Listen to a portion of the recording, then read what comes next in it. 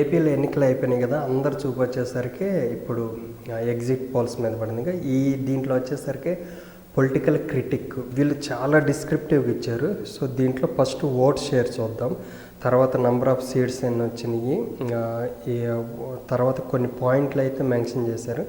ఇది వచ్చేసరికి మే 11 వరకు తీసుకున్న శాంపిల్స్ అనమాట. ఆల్మోస్ట్ ఎలక్షన్స్కి 2 డేస్ అంటే 1 డే 2 డేస్ ముందు రిపోర్ట్ అనమాట. సో ఇక్కడ ఓట్ షేర్ చూసుకుంటే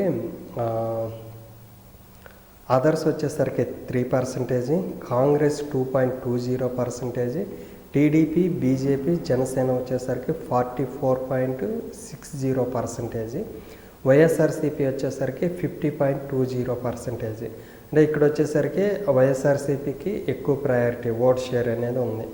తర్వాత వచ్చేసరికి నెంబర్ ఆఫ్ సీట్స్ చూసుకుంటే అదర్స్ వచ్చేసరికి 0, టీడీపీ, జేఎస్పీ, తర్వాత బీజేపీ కూటమికి 44 నుండి 54 సీట్లు, వైఎస్ఆర్సీపీకి 121 నుండి 131 సీట్లు అయితే ఇచ్చారు.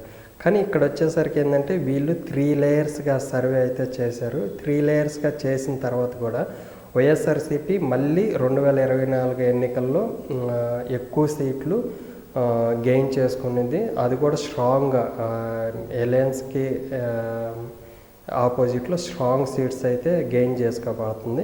తర్వాత రూరల్లో కానీ ఫీమేల్ ఓట్స్ ఎక్కువ కీ రోల్ పోషించింది ఈ ఎలక్షన్స్లో.